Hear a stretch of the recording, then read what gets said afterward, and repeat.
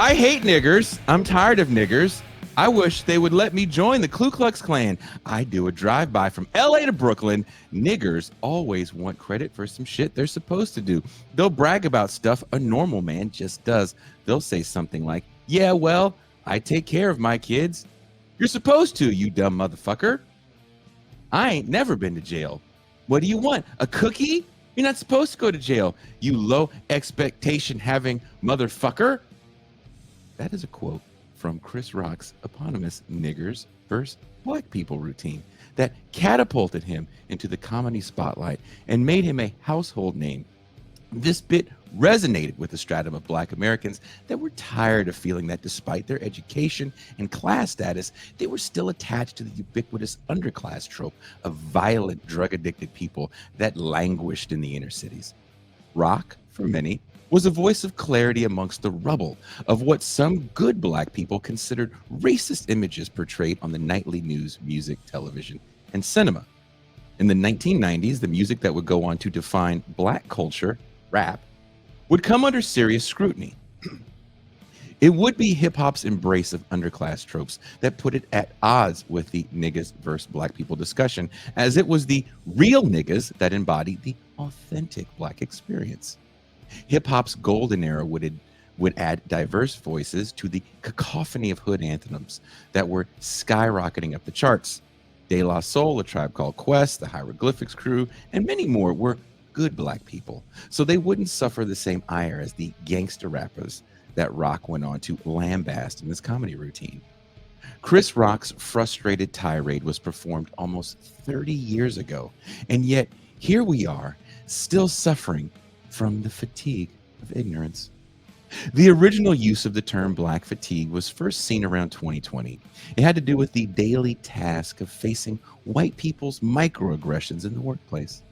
It found a resurgence after the second election of Donald Trump.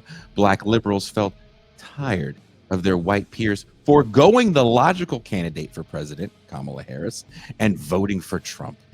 They, white libs, let their anti-Black bias once again color their decision-making, allowing racism and white supremacy to reign once more in the Oval Office.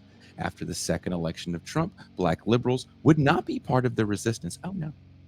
They were sitting this one out. They were having fun, dancing as the world would burn, as an I told you so to white liberals. That's retarded.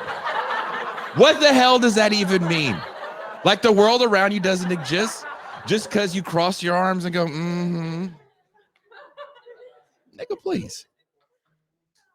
Like with many other words where meanings change with time, let us not bring up woke. Black fatigue was adopted by white people as a term to express their frustrations with the same behavior that Chris Rock and, of course, Bill Cosby would express decades prior. Pull up your pants. Don't be so loud in public. Quit making songs and videos portraying hood life as aspirational.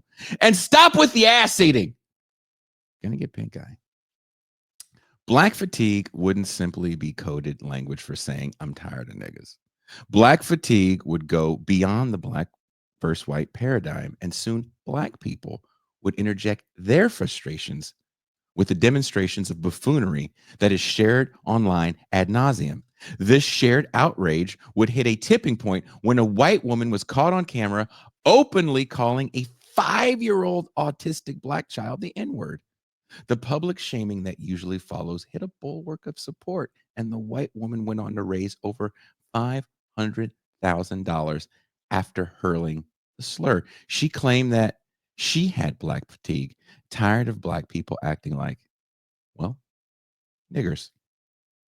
So here we are, and the N-words versus good N-words debate rages on. Today, I have an arsenal of some pretty good N-words to have this discussion with.